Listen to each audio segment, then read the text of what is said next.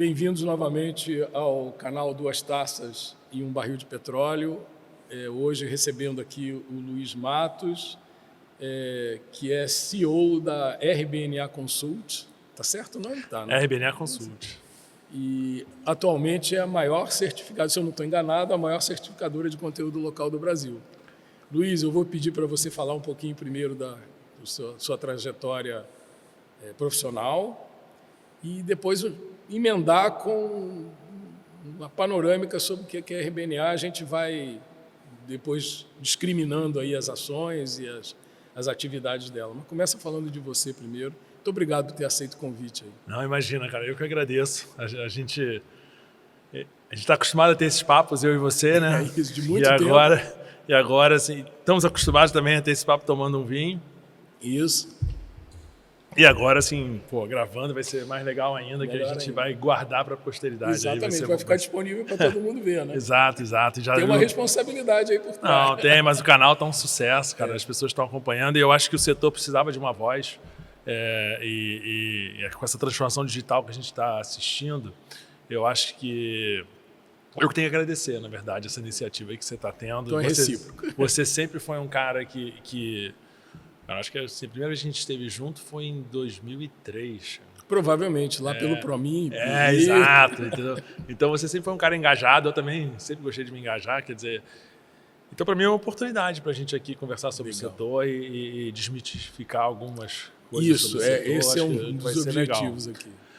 Falando aqui do RB, né, a gente chama carinhosamente de RB, o RBNA Consult. Na verdade, o RB é uma certificadora, né, mas a gente, desde o início, quando a gente começou lá atrás, eu comecei em 2010, né, quando a gente começou, desde o início a gente se posicionou não como uma empresa de auditoria, de certificação, que usava tecnologia, mas sempre como uma empresa de tecnologia que ia fazer certificação, auditoria. Né? Ah, tá. Eu sei que a empresa é um pouco mais antiga, tá? Eu vou explicar já essa história, como é que aconteceu. Mas eu, Luiz, comecei em 2010. Em 2010 eu comprei o RBNA Consult. Então vou voltar um pouco mais antes. Né? Na verdade, assim, a empresa começou em 83 com meu pai. Ele fundou uma empresa de engenharia naval. Ao mesmo tempo, ele com um grupo de pessoas fundaram a classificadora brasileira, que é o RBNA. E eles sempre tocaram o RBNA e a empresa de engenharia, de consultoria, foi ficando meio de lado, largada, foi meio que morrendo, mas o CNPJ continuou ativo. E eu me formei em engenharia naval em 95, né? E aí o mercado, você vai lembrar também, o mercado estava horroroso, né? As coisas estavam muito difíceis. Eu fui trabalhar no EISA e a gente via assim, as carteiras sumindo, definhando. E eu falei, cara, isso aqui não vai acontecer, não vai rolar. Né? E eu também tinha me formado em programação na PUC. Então, eu tinha ali um pé na engenharia naval e um pé na computação. Sempre gostei, cara, eu programo desde 11 anos de idade. Curso de analista de sistema, é isso? E aí... Famoso lá da PUC, né? Não, a PUC é referência. É referência, né? Em ciência da computação. E a UFRJ é referência em engenharia naval. Então, assim, eu estava bem preparado. Os fundamentos estavam todos prontos. Né? Eu tinha feito o segundo grau no ORT, que é uma escola técnica de computação também. Era onde eu me sentia bem. Né? E aí fui para o estaleiro, vi o negócio assim, não estava indo legal. Falei, vou ter que dar uma guinada aqui.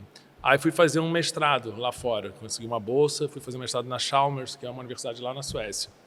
E aí a minha tese de mestrado foi sobre sistema de navegação. Hoje todo mundo conhece o Waze, o Google Maps, mas, década de 90 não tinha nada, não né, existia, cara? Não existia, né? Então a gente estava ainda estudando isso nas universidades, assim, que é isso também que as pessoas falam muito, pesquisa. A gente começava a falar, nessa época, em GPS, né? Exato. Aquele GPS. Foi isso. Essa foi minha tese, que era o impacto do uso do GPS na frota. E a gente comparava antes e depois da implementação do GPS. E aí a gente verificou assim que você tinha, porque você melhorava, você otimizava a frota, rotas e tudo mais, né? E aí você tinha uma redução ali de 20% do consumo de diesel. Aí a gente, isso na tese, né? Aí se você reduzia em 20%, você consequentemente tinha redução de emissões. Na época já tinha existido a Eco 92, tudo isso. Aí a gente calculou a redução de emissões. Aí, se você reduziu emissões, você reduziu o impacto na sociedade, porque, enfim, menos poluição Né?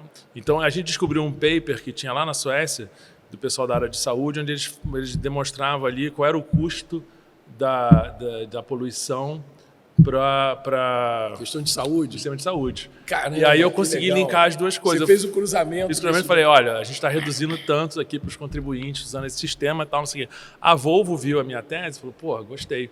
E me chamou para trabalhar lá. Na época eles estavam com uma startup 100% da Volvo, incubada na Volvo. Esses conceitos todos não existiam, né? De Corporate Venture Capital, startup, nada disso existia ainda. Mas eles estavam ali com essa startup incubada e eu fiz parte do time fundador ali daquela startup, do founding team.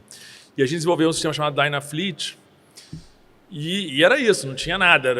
Mapas, não tinha mapa. A gente comprava os mapas lá da Alemanha e tentava instalar no veículo. Aí o veículo passava de 100 km por hora, perdia o sinal.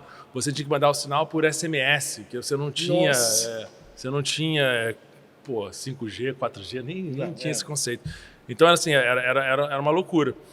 Mas foi muito legal, foi uma escola para mim, né? E aí quando eu saí de lá, a gente estava com 5 mil veículos já utilizando o sistema e tal. Foi bem interessante, né, cara? Mas eu também aprendi, assim... Veículos terrestres. Veículo terrestre. A gente focou nos veículos terrestres, né? A Volvo, ela tem a divisão Penta dela e tudo mais, mas a gente começou ali com caminhões, depois expandiu para ônibus. Dentro dessa ideia de que otimizando o percurso, você reduziria consumo de combustível e, consequentemente, nível de emissões. Exato.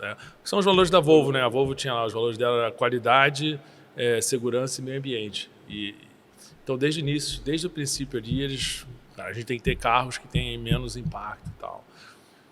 E aí o troço, assim, foi crescendo, foi muito bacana, foi, para mim, uma escola, né, cara? Mas chega uma hora também que quando você está numa corporação muito grande, a inovação, ela passa a ser mais burocrática, mas assim... Eu acho que é isso mesmo, é burocrática mesmo. Pode ser, mas é porque o risco também é maior, né? Porque você tem uma startup, você faz uma besteira, você fecha a startup e começa outra. Você faz uma besteira na Volvo, as ações caem, os acionistas vêm em cima de você. O sistema de consequência é pesado. Né? Exato, você tem mais coisa em jogo, né, cara? A marca já tem um valor. Então, chegou uma hora que foi esbarrando. Assim, eu lembro um caso clássico, cara. Os brasileiros aqui da Volvo descobriram que tinha um brasileiro lá na Suécia, mexendo com isso. E na época não tinha Teams, não tinha Zoom, não tinha porra nenhuma.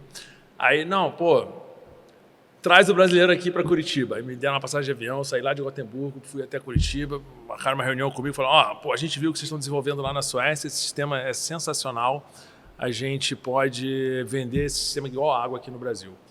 A única coisa que a gente precisa é de um botão de pânico. Eu falei, cara, entendido, botão de pânico, claro. Peguei o avião, voltei lá, cheguei, sentei com o time lá na Suécia e falei, cara, a gente vai vender esse troço igual água no Brasil para os caminhoneiros lá. A única coisa que a gente precisa é botão de pânico. Aí o sueco, botão de pânico? Como assim? Como assim? Pra quê? Falei, cara, se alguém tentar roubar o caminhão, o cara aperta um botão de pânico e aciona ali Mas quem é que rouba caminhão? A realidade é outra. Aí você vira, mas então, tipo assim, é mais difícil. Você não, né? Você tem que negociar com vários stakeholders, você tem um mercado muito maior, a realidade é outra. Então foi chegando uma hora que eu falei, cara, tá. E aí, ao mesmo tempo, né, o mercado aqui foi melhorando, né? Em 2002, acho que o Lula foi eleito e entrou com uma plataforma muito de, cara, vamos retomar a construção naval e tudo mais. Eu falei, cara, de repente é a hora de voltar para casa. Aí voltei para o Brasil, fui trabalhar no RBNA com meu pai, né, e tal. Mas também vai chegando uma hora, cara, que, né, você começa a pensar muito diferente ali, né, e tal. Aí eu falei, cara, eu tenho que fazer uma coisa própria, uma coisa minha. E aí, voltando aqui, lá no início da história, né, você tinha essa empresa que estava ali de escanteio, que, sabe... Não tinha fechado, mas estava... não tinha receita, não tinha nada. Aí eu falei, olha só, cheguei lá para os caras e falei, eu compro essa empresa. Pô, tá maluco, não sei o quê. Eu falei, não, cara, eu compro essa empresa porque ela vai... Naquela época também, assim, para você abrir uma empresa demorava 6 meses. Tal, assim. Eu falei, cara, a empresa já existe, já está aberta. Então, para mim, esse CNPJ vale. E eu vou fazer aqui como se fosse um spin-off, como se fosse o RBNA Consult. e vou começar aqui, vou tocar minha vida solo. Chegamos ao acordo, fizemos lá um contrato de compra e venda, comprei a empresa, foi o meu primeiro M&A. Uhum. E aí comecei com a ideia, vou fazer uma empresa de consultoria e tal, mas, cara, me demovi dessa ideia em 2 meses. Falei, não, o negócio é a gente ter um produto. E aí, sempre com aquela pegada que eu tinha de transformação digital e tudo mais, eu falei, cara, vamos começar a fazer, vamos para uma área chamada ESG, que é o que eu gosto de fazer. E aí foi uma loucura também, porque, estou falando de 2010, né, cara?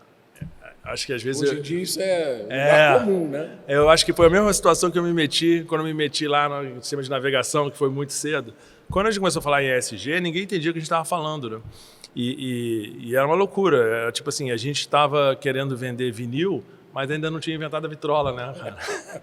E aí a gente falou, não, vamos escolher uma linha do ESG para começar e vamos cair dentro. E aí a gente escolheu o S, que é o de social, e aí a gente falou, qual vai ser o produto? Conteúdo local. Conteúdo local. Porque o conteúdo local, para mim, ele é uma ferramenta de fomento da indústria, mas é uma ferramenta de gerar emprego e renda, de impacto social. Definitivamente. Então é o S, cara. E acho que poucas pessoas percebem isso, né, cara? E a gente falou, não, cara, o nosso propósito é esse, é causar impacto, é ajudar as corporações a terem um impacto positivo na sociedade. Vamos começar pelo conteúdo local. E aí, por isso que eu falo, a empresa mesmo começou ali em 2010, quando eu comprei. Então, a empresa já existia desde 83, mas na realidade começou em 2010. Nesse formato, né? E aí a gente começou com uma certificadora, o RB, como a gente chama carinhosamente, lá dentro. E sempre nessa pegada de, cara, a gente tem que... O conteúdo local não pode ser um custo Brasil. Ele tem que ser uma ferramenta para ajudar as empresas brasileiras. Não é nem empresas brasileiras, empresas estabelecidas no Brasil. Porque... qualquer empresa estrangeira, francesa, chinesa, se ela estiver aqui no Brasil, ela gera conteúdo local, né? E a lei reconhece ela como empresa brasileira, né? Não tem diferenciação na lei. Diferença nenhuma. Tem acesso a FINEP, tem acesso a tudo. Ela tem um CNPJ, você separa o capital do... Isso.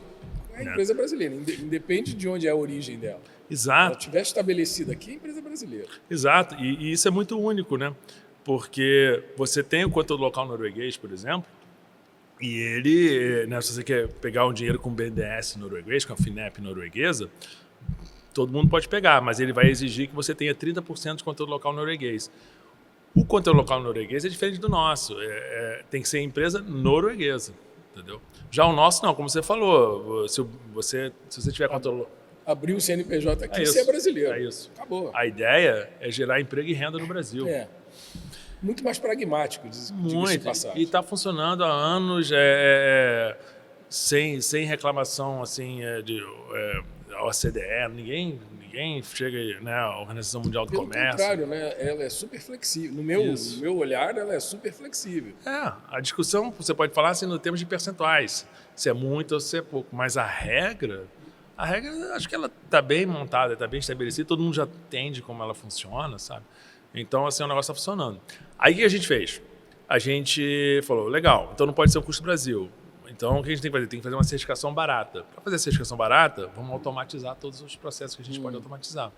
Aí, a gente desenvolveu a nossa primeira ferramenta, né, que foi o Enkel, que é uma ferramenta para gestão de conteúdo local, cálculo de conteúdo local. Aí, ela serve para operadora, serve para empresa de navegação, serve para todo mundo. Você consegue ali ver o que está acontecendo em termos de conteúdo local. É tipo um banco de dados. É um pouco mais que isso, né? Porque ela faz a gestão do teu contrato ali com a Petrobras, por exemplo, e aí você consegue ver como é que você está performando e tudo mais, né? Então, hoje a gente está fazendo 6 FPSOs lá na empresa, né? Então, a gente consegue ali ver como é que vai estar o FPSO daqui a... É tipo um ERP? É tipo um ERP, um sistema de gestão dedicado a conteúdo local. Dedicado a conteúdo local. Assim. Interessante. Não tem a abrangência de um ERP padrão, não mas ele tem um recorte de funcionalidades voltadas para o conteúdo Exato. local. Ele se conecta com o seu ERP padrão, até para pegar os dados da sua folha de pagamento e tudo mais, para a gente poder gerenciar ali o que é nacional, o que é importado, entendeu? E aí foi uma experiência bem legal, o troço foi acontecendo e tal, até que veio a crise, né, do petrolão, aquela confusão toda e tudo mais, e a gente sempre focado ali no S, E aí eu vi uma oportunidade, falei, cara, oportunidade para a gente ir para o G agora, de governança, né, cara? Acho que o que o país viveu aqui foi uma crise de governança, né, cara? Então, de falta de governança. Exato. Aí eu falei, cara, olha aí, é uma oportunidade pra gente.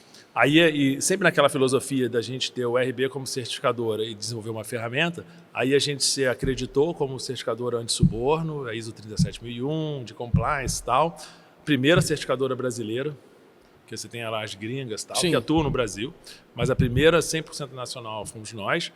Mas, ao mesmo tempo, a gente desenvolveu uma ferramenta de compliance, né, de governança, que é o Denoncify.com. E aí, cara, pô, foi irado, porque a gente estava sempre ali no mundo de óleo e gás, né? Tal, não sei o quê. E eu não sei explicar por que o Denoncify caiu nas graças das startups, né?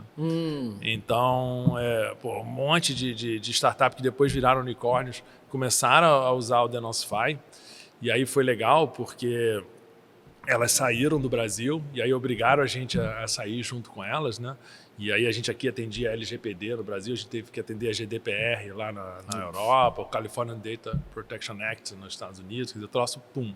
E aí foi a minha primeira experiência com uma empresa sem ser o RB que realmente bombou, porque o Enkel, ele é muito focado em resolver o problema de conteúdo local, tal. O Denoncify não.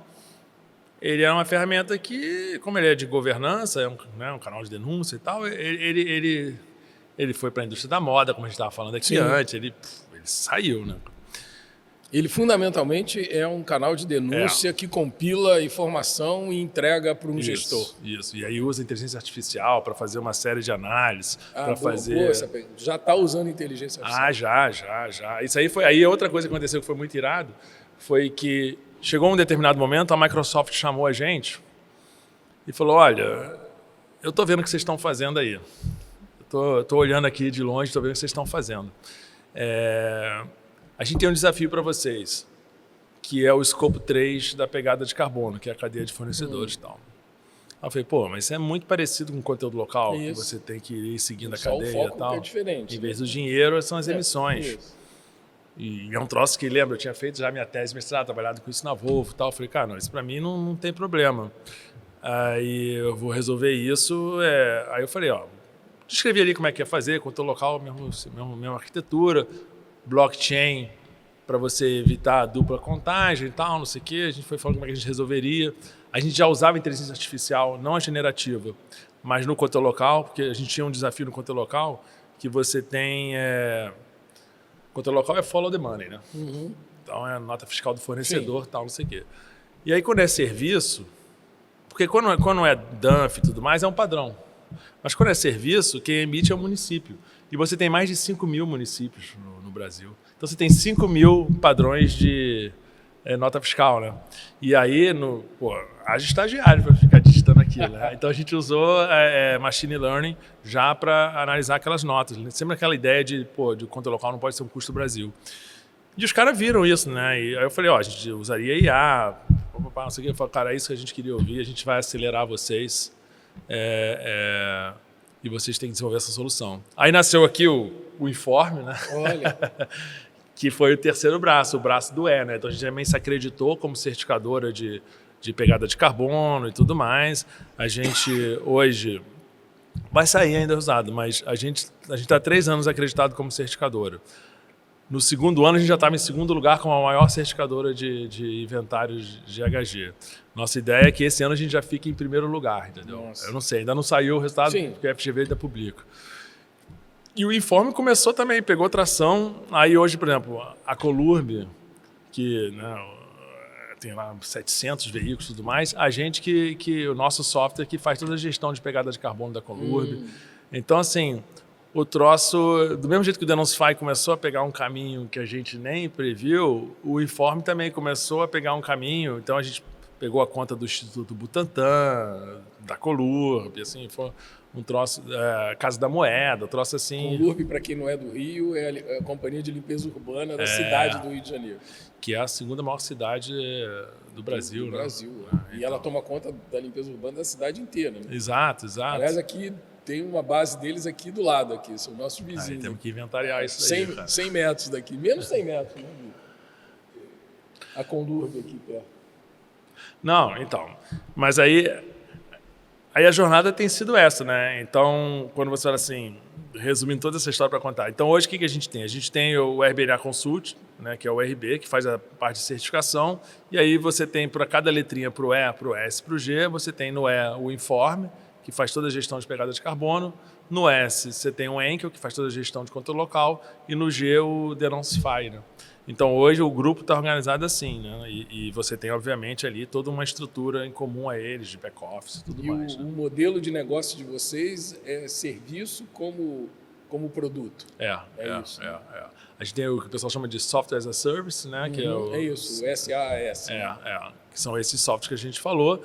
E você tem a certificadora. A gente não faz consultoria, até para evitar conflitos de interesse, apesar do nome.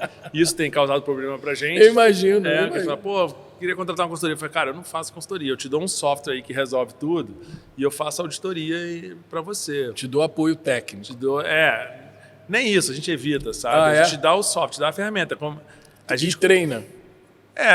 Na ferramenta, né? Isso, treina na ferramenta. Tá. Agora, o cara que tem que fazer o inventário dele, o cara que tem que fazer o cálculo de controle local dele, o cara que tem que fazer todas... Né?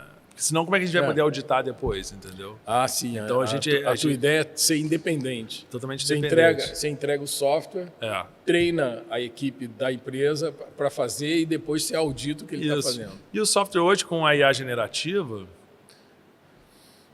cara, ele te pega pela mão, né? Assim, é um troço assustador, né? Autoexplicativo. Né? Eu não acho, né, que a IA generativa vai substituir o profissional sênior. O que eu acho é que ela... É como foi a chegada do Excel. Sim. Né? Então, assim, antes do Excel... Tinha as planilhas. Pois você fazia na mão um troço. Você queria fazer a contabilidade de uma empresa. Você tinha 10 caras lá batendo na máquina, né, isso tal, não sei o que. Aí vem o Excel, você não precisa mais de 10 caras. Você precisa talvez de 2 caras e com uma boa planilha de Excel. Com a chegada da IA, você vai precisar de uma pessoa só para fazer coisas que 5 pessoas faziam. Né? Então, assim, a gente tem usado muito pesada a IA generativa nos nossos aplicativos. Né? E é isso, ela te põe na cara do gol. Mas isso não quer dizer que ela vai chutar para o gol. Você ainda precisa de uma pessoa experiente ali para chutar para o gol, entendeu? Então, e a indústria de petróleo continua sendo o maior cliente de vocês?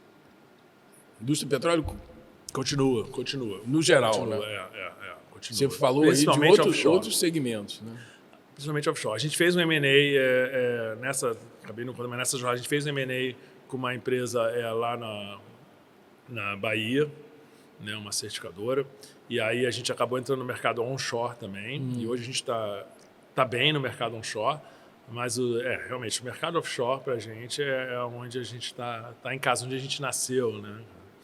E é um mercado bacana, porque é um mercado... Toda essa questão de energia renovável, de sustentabilidade, hoje quem banca, quem lidera isso... É a própria indústria do petróleo. É a indústria do petróleo, exatamente, entendeu? Então a gente está ali com as pessoas que querem fazer a transformação energética. Né? Então, assim, para mim está sendo ótimo, entendeu? É o nosso principal mercado. Né? Mas não é mais o único, né? Não. Então hoje a gente, até no mercado de moda, a gente está, né? Pois você estava comentando aqui antes, né? Vocês entraram no mercado de moda. Então, a gente está... Pela questão do ESG, né? Do ESG, então é isso. mas já aconteceu, cara, assim, histórias engraçadas, né? De uma empresa, nem lembro mais o nome da empresa, ela fez uma reunião com a gente e tal, e eu acho que eles queriam certificação, não sei se era de carbono ou de compliance e tal. E aí, quando eles entenderam, no meio da conversa, que a gente veio do setor de óleo e gás, não, vocês são de óleo e gás, a gente não quer ter nada a ver com vocês. Eu falei, cara, mas é o óleo e gás que está liderando essa discussão toda, cara, entendeu? Se não fosse o óleo e gás, a gente, quem está investindo em energia eólica offshore e tudo mais, né? Quem está desenvolvendo tecnologia para isso. É a Petrobras, é a Equinor, é a Shell. A Shell, exatamente. Aí a pessoa, não, vocês esforços enormes nessa área. Vocês são do petróleo. Eu falei, cara, a gente é da energia. Mas assim, Luiz, essa é uma visão da ignorância.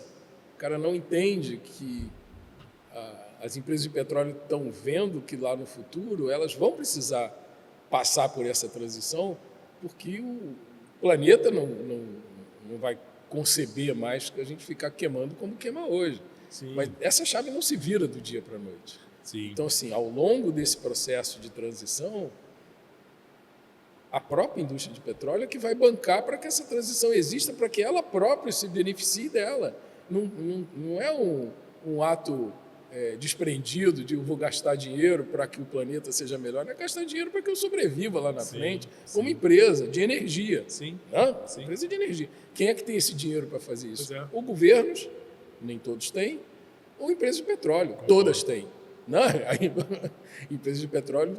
E elas têm uma verba aqui no Brasil de P&D também. Aqui tem esse recorte, dinheiro carimbado para P&D, e felizmente a ANP permitiu que projetos de energia alternativa fossem bancados com dinheiro da cláusula de participação especial. Exato. E criaram-se o sandbox também, onde você pode testar algumas coisas. Isso, é super conveniente. Eu acho. E assim, quando você olha a matriz energética, ao longo dos anos, né? Então, por exemplo, você vê ali que realmente o petróleo, né, teoricamente, substituiu o carvão. Mas quando você olha a evolução da matriz energética, não é que o carvão diminuiu, o carvão aumentou. É que a market share dele diminuiu. Exatamente. Né? E é o que está acontecendo com o petróleo. Eu também acho isso. Eu não acho, então, que a indústria do petróleo vai diminuir. Ela vai aumentar, só que os outros vão aumentar também, Luiz, então a market share dela vai mudar. Tem estudos assim, bastante confiáveis que dizem que a produção de petróleo cresce até 2050, mas que o market share dele vai reduzindo, porque a demanda por energia cresce muito mais. E só em 2050, por conta das energias novas que estarão entrando, bancadas com o dinheiro do próprio petróleo, estarão mais presentes. Claro. E aí, a produção pode começar a cair do ponto de vista da geração do consumo desse energético de forma diferente. Exato. Ele provavelmente vai para a petroquímica, uma parte vai... E eu acho que tem uma coisa também, porque esses estudos eles aconteceram antes da revolução da inteligência artificial generativa, né? Que eu acho que vai mudar todos esses prognósticos, porque a IA ela consome muita energia, mas muita energia. E você não vai ter energia suficiente. Você vai precisar, você não vai querer... não, eu quero só petróleo, se você é um governo que, né, ou outro governo, não, eu só quero eólica. Você vai querer tudo. Você vai querer solar, eólica, o que tiver disponível. Porque esses data centers, o que eles vão consumir hoje, né, a gente fala que a indústria marítima, né, empresas de navegação e tal, são responsáveis por 2 a 3% de emissões mundiais. Cara, os data centers já estão passando isso. É mesmo? Então, o data center já estava em 3% na última vez que eu vi. E vai crescer cada vez mais. Porque o consumo de energia que você precisa para uma IA generativa é um troço assim absurdo. E a gente não está percebendo, quer dizer, já começamos a perceber, mas você está tendo ali uma nova... Que nem teve a corrida espacial, né, na época era a União Soviética e Estados Unidos. Você começa a ter uma corrida pela inteligência artificial generativa entre Estados Unidos, China e alguns outros países querendo participar ali e tal. Então, ninguém vai agora frear no consumo de energia e deixar o país rival dominar a IA. Então, eu acho assim, mudou, a matriz vai mudar de novo, sabe? Vai mudar de novo, né? A maneira de consumir energia está mudando. Porque as pessoas confundem, é que nem água, né? Eu lembro assim, numa época eu tinha uma campanha, a gente precisa reduzir o consumo de água. Concordo. Então, eu lembro que tinha uma atriz famosa mesmo, fazia televisão e tal.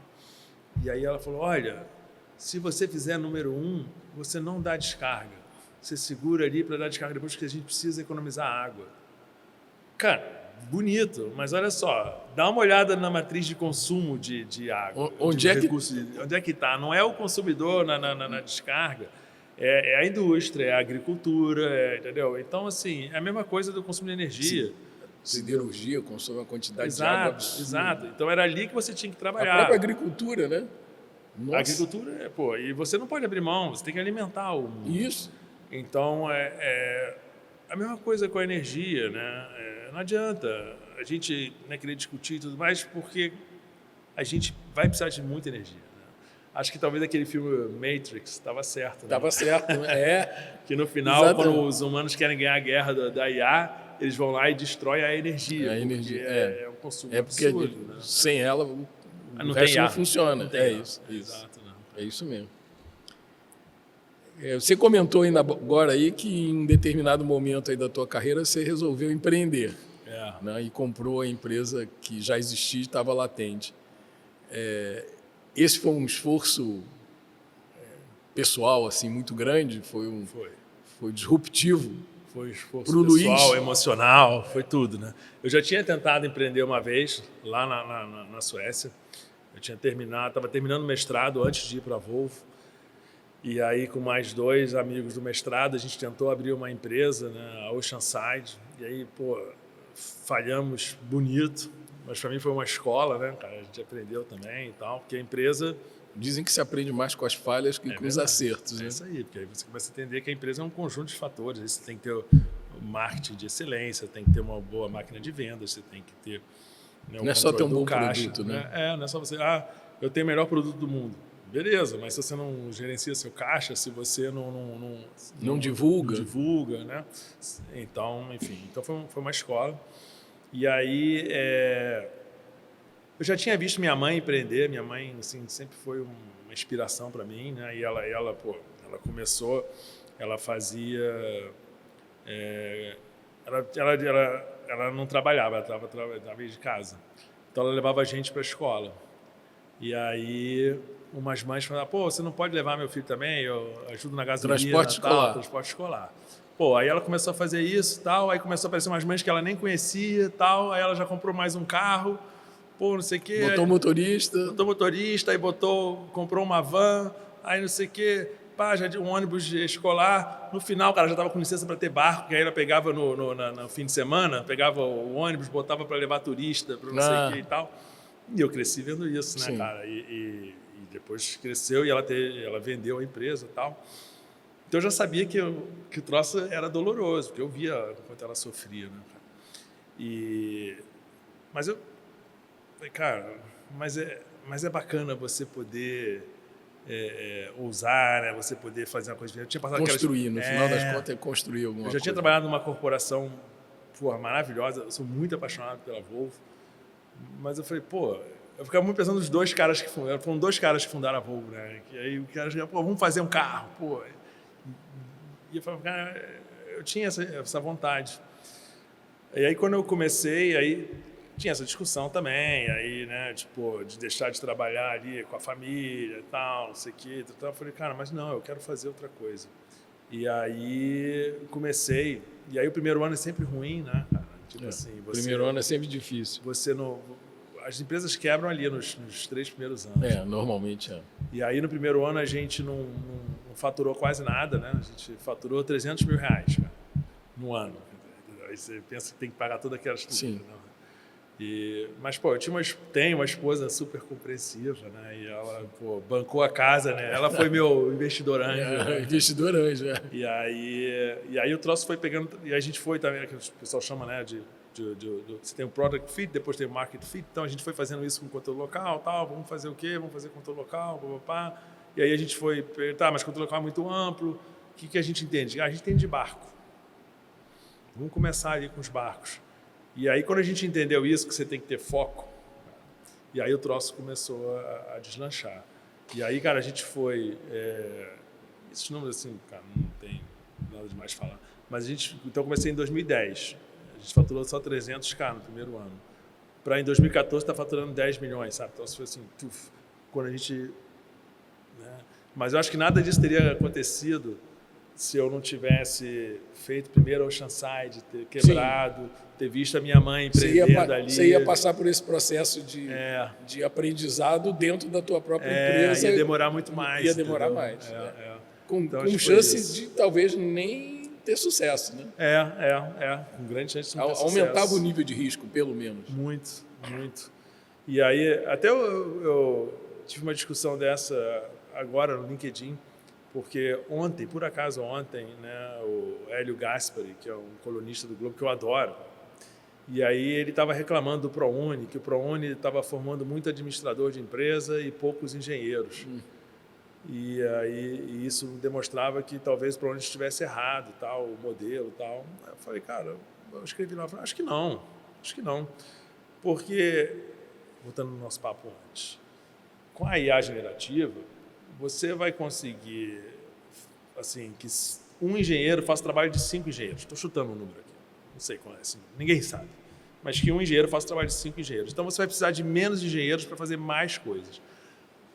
Mas o administrador, a pessoa que se forma administrador, que foi lá, pegou o dinheiro no ProUni e tal, se formou administrador, amanhã, se ele abre uma franquia da Boticário, se ele abre um McDonald's, se ele abre qualquer negócio dele, se ele abre um estúdio, né? Ele ganhou mais chance de ter sucesso. Ele está muito mais preparado, porque ele foi lá na faculdade de administração, aprendeu que o segredo está no caixa, aprendeu que tem que ter marketing, aprendeu tudo isso que o empreendedor que não fez administração aprende na pancada. E eu realmente acredito que um país rico não é um país que tem muitas divisas, é um país que tem pouca desigualdade. E um país com pouca desigualdade é um país com uma classe média forte. Entendeu? A pirâmide ela tem que ser de um jeito que a maioria da população se encontre na classe média. É claro que eu sei que é utopia dizer que você nunca vai ter uma galera aí na camada de baixo, que também você não vai ter aquele 1% ali e tal. Isso vai existir. Os super ricos. Mas você tem que expandir essa classe média, né, cara? E eu acho que o empreendedorismo é isso. Qualquer país que atingir um nível de sucesso, de estabilidade, é porque a classe média é forte. É isso. E as PMEs, as pequenas e médias, elas fazem a classe média forte. Isso. Acho que 70% das pessoas trabalham para pequenas e médias empresas. Entendeu? Ou mais. Então, assim, Então, para mim, assim, se eu tivesse feito administração, em vez de ter feito computação e engenharia naval, talvez eu na primeira empresa já não tivesse dado tanta cabeçada. Né? Exato. E assim, vocês fazem certificação de suborno também. Sim. Isso é demandado por que perfil de empresa hoje para vocês? Hoje, claro, como sempre, a gente começou ali com as empresas de navegação, né? Então, a gente tem várias empresas aí de apoio offshore e tudo mais que tem certificado de suborno conosco. Mas acabou também expandido, algumas empresas públicas passaram a ter essa certificação também. Esse assunto deve ter sido iluminado naquele período da Lava Jato, né? Foi. Mas ali teve uma questão também, porque quando né, você teve ali os acordos de leniência e tudo mais, naquela época se exigia certificação de suborno. Olha, uma das coisas que você vai ter que fazer como empresa, empresário e tudo mais, você vai ter que implementar um sistema de compliance e vai ter que ser auditado por terceira parte. Mas, em paralelo a isso, o Estado lançou o selo Proética. E aí você passou a ter uma concorrência com a própria certificação de suborno, porque o selo Proética, como é que funciona? Você manda lá a sua documentação para o governo, né? E eles dão uma olhada. Se tiver tudo ok, eles falam, não, você está seguindo. A ISO ela é mais trabalhosa, porque você tem que mandar a documentação, também tem essa documentação, só que depois disso você tem uma auditoria no local. Então, o selo Proética não tem auditoria. Na certificação ISO você tem só análise documental. É só análise documental. Na ISO você tem auditoria. Só depois da auditoria, se você passar na auditoria, que você ganha o certificado. Então dá muito mais trabalho, né? Então, assim, algumas empresas optaram para ir para o Proética. ISO de qualidade também, né? É a mesma coisa, é o sistema de gestão, né? Então você tem lá a ISO 14001, a 9001, e você vai ter a 37001 e a 37301, que são de compliance e de antissuborno. Agora, tem uma vantagem, tudo bem, é trabalhoso, mas tem uma vantagem. Aliás, tem duas vantagens, eu diria. Uma é que você tem uma auditoria. Eu, como empresário, eu adoro que uma terceira parte vá lá e audite a minha empresa e me dê um relatório dizendo o que está vendo ali que eu não vi. E a segunda... E que é fácil acontecer. Muito. Em qualquer Você empresa. Não tem controle. Não tem como. Não tem como, cara. As coisas acontecem. Nenhum empresário controla 100% não controla. Dos seus empregados. Você não viu ali a questão agora que a gente teve do roubo lá de quase 1 bilhão ali nos bancos e tal. Aí, no final, tinha um funcionário que, por 10 mil reais, vendeu o login e senha dele, cara. Quer dizer, então, assim, você não pode descansar nunca, né? E a segunda coisa que eu acho legal é que é um certificado internacional, né? Porque o Inmetro, ele faz parte ali da IAF e tudo mais. Então, quando você emite um certificado 37001, seu certificado não vale só aqui no Brasil, ele vale na China, vale nos Estados Unidos, vale em todo outro lugar. Mas o que a gente está vendo é isso, é uma divisão aí do mercado hoje, não é o nosso produto principal, acaba não sendo. Mas, cara, as empresas que utilizam assim, eu vejo que é outra pegada. E isso é útil para eles? Muito. Eu, de novo, né? Se eu sou um empresário ou um alto executivo, eu me sinto confortável sabendo que alguém está verificando isso. Porque quem vai responder é a alta direção. Você tem a sua empresa lá, aí você terceiriza o transporte. Aí o transporte, o cara bota o logo da sua empresa lá, né? O cara é uma empresa de transporte rodoviário, mas ele presta serviço para aquela empresa específica, pode ser uma empresa de óleo e gás, e ele bota lá, serviço e o logo da tua empresa. Aí ele para lá no lugar para descarregar, não podia descarregar ali, chega um guarda municipal de uma cidade qualquer, e aí eles fazem uma negociação ali.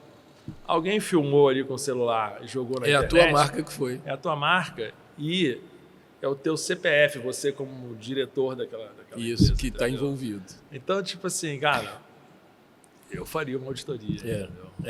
Conveniente. É conveniente. É uma segurança, no final das contas. Eu acho. Vamos voltar para a questão do conteúdo local? Vamos falar de conteúdo local. Vamos lá, de novo, né? Nós estamos passando por ondas nessa questão do conteúdo local, né? Houve lá no início dos anos 2000, deu aquele boom, Promimp, não sei o quê. Depois, série de questões práticas levaram a resultados muito aquém do que se esperava no começo, aquelas discussões originais lá do Promimp. Agora a gente está tendo uma retomada, estamos falando de novo desse assunto, estão aumentando os níveis de conteúdo local. O que você acha desse movimento novo? Ele tem chance de ter mais sucesso do que aquela primeira onda? Acho que sim. Eu acho que primeiro eu acho assim, o desenho de como foi feito o conteúdo local, eu acho que esse aí já está consagrado, né? E aí sempre lembrando que o conteúdo local, a ideia é gerar emprego e renda no país. Então, né, tem uma discussão muito assim, tinha uma argumentação que dizia, mas o conteúdo local ele faz com que a gente só tenha tecnologia ruim, porque o Brasil ainda nesse produto específico, nessa área específica, não domina a tecnologia e tudo mais. Eu falo, não, cara, não é isso. Não é igual era a questão dos carros antes do Collor, que ele abriu para os carros importantes. Não é isso. O que o conteúdo local fala é o seguinte, você tem que produzir uma parte aqui no Brasil. O projeto pode vir lá de fora. A empresa pode vir lá de fora. Então, você tem lá uma empresa XPTO, da Noruega, e ela tem uma tecnologia lá muito bacana. Aí ela quer vender para uma concessionária aqui no Brasil, seja Petrobras, seja Equinor, seja Shell. Ela quer vender essa tecnologia para uma concessionária aqui no Brasil. Só que para aquele item específico, a concessionária precisa de conteúdo local. O que a concessionária vai falar para ela? Pega esse produto que você ia fazer, que é um projeto norueguês que você ia fazer na China, tenta fazer pelo menos uma parte aqui no Brasil. Então, ninguém está dizendo que tem que ser uma outra tecnologia, que tem que ser uma tecnologia brasileira, que tem que ser uma empresa brasileira. Não está dizendo nada disso. Então, por exemplo, cara, faz o skid aqui no Brasil, faz alguma coisa aqui no Brasil. Entendeu? E agrega conteúdo local. Porque também ninguém está dizendo que tem que ser 100% conteúdo local. Você vai ter ali 10%, 20% de conteúdo local, você já está ajudando. Entendeu? Então, assim, você entendendo que o conteúdo local é isso, você vê que ele é muito mais simples. E o conteúdo local também tem outra coisa, ele tem uma linha de corte, né? Então, você vai verificando ali, né, os módulos, motor e tal, né? Mas quando chega na parte de material, ali é a linha de corte, né? Então, comprou a chapa de aço no Brasil, ela é 100% nacional. Comprou a chapa de aço na China, ela é 0% nacional. Pronto, acabou. Diferente do motor. Então, o motor, não. A regra pede que você exploda ele, veja que componente é brasileiro, que é estrangeiro e tudo mais. Uma vez que você começa a enxergar o conteúdo local dessa forma, você vê que ele é muito mais simples. E aí você consegue determinar se 20% é pouco, se 70% é muito, porque aí você começa a entender, não, olha só. E essas regras não perpassam horizontalmente toda a cadeia, né? Exato. Ainda tem isso também. O conteúdo local ele é obrigatório só na fase de exploração e desenvolvimento da produção. Depois, na fase de produção, não existe conteúdo local. Na fase de comissionamento, não existe conteúdo local. Então, você está falando aí de um contrato de concessão de 30 anos, onde o Estado pede para a concessionária que, nesse contrato de 30 anos, nos 6 primeiros anos, ela tenha uma contrapartida de contratar alguma coisa no Brasil. Entendeu? Até o primeiro óleo, né? Exato. Então, se você entende o protocolo dessa forma, é mais simples.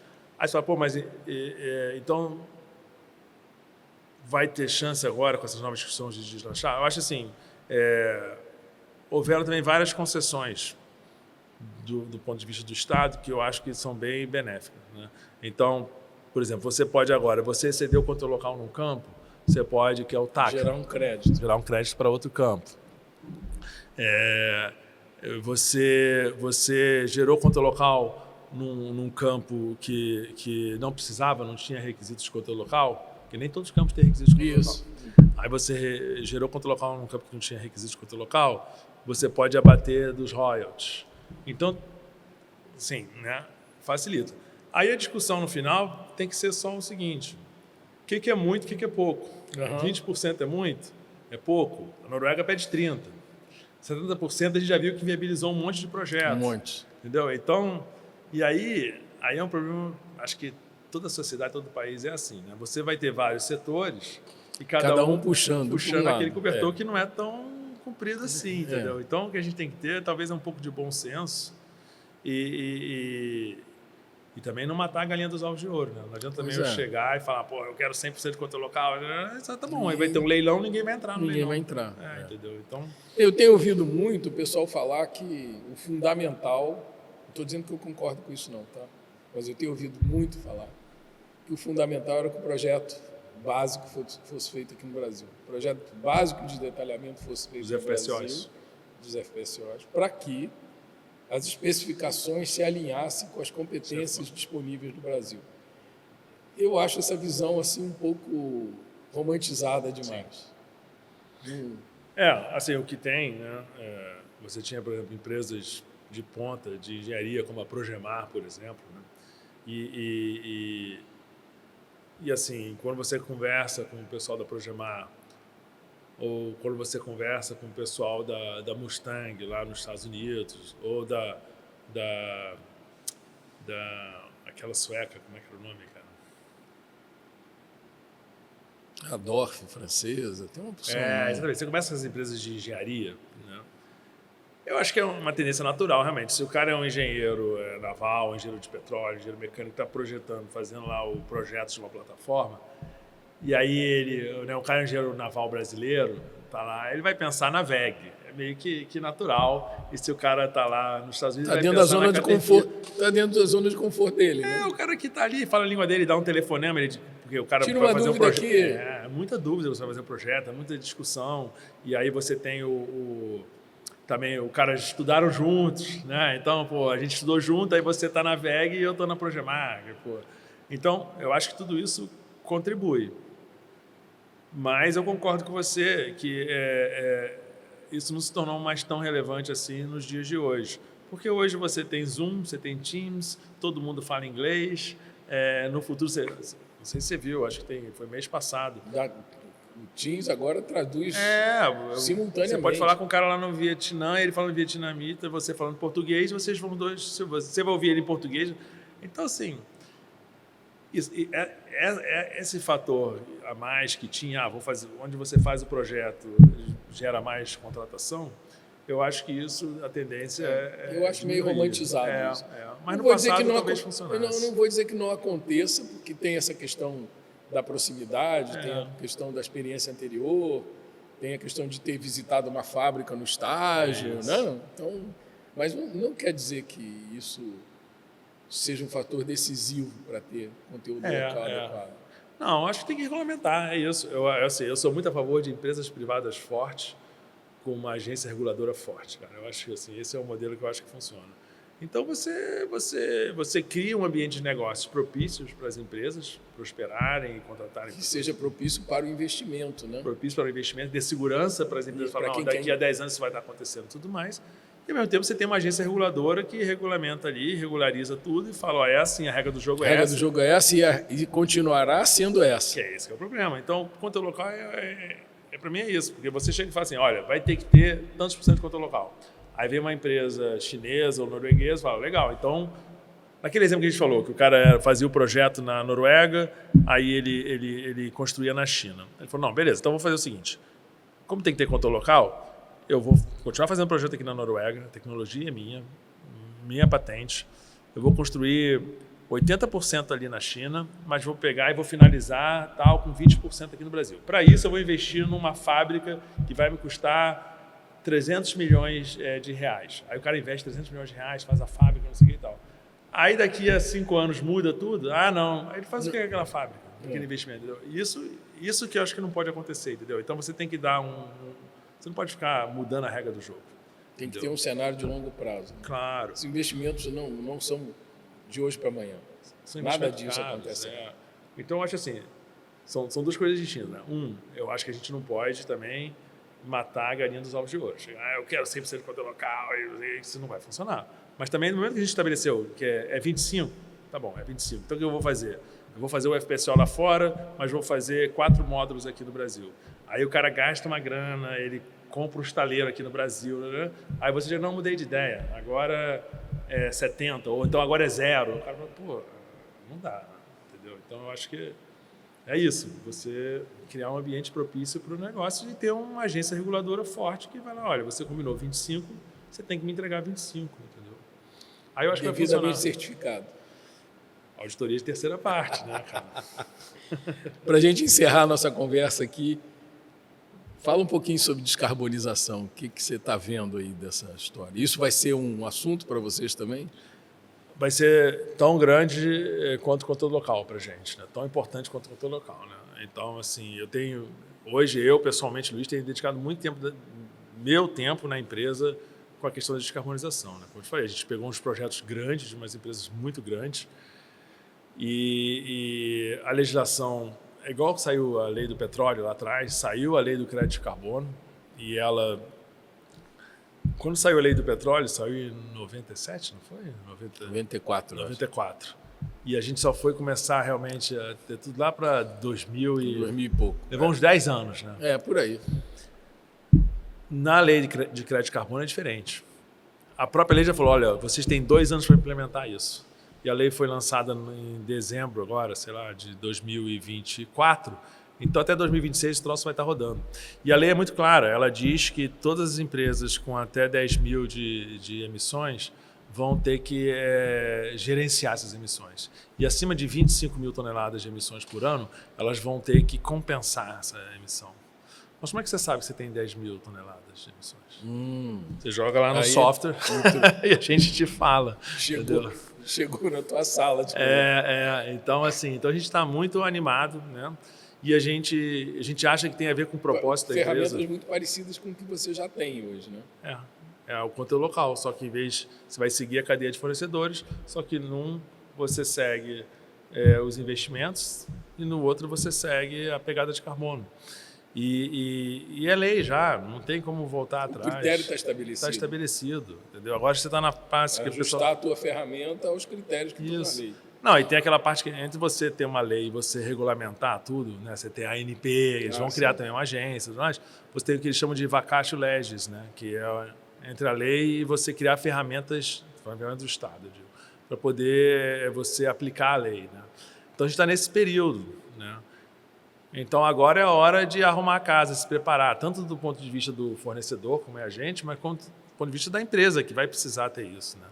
Então, assim... Você está vendo as empresas preocupadas com isso? Estão comprometidas, preocupadas não, comprometidas com isso? A própria Petrobras, ela tem exigido muito da cadeia de fornecedores dela, que eles tenham não só o controle da pegada de carbono deles, mas como também que eles apresentem ações mitigatórias, né?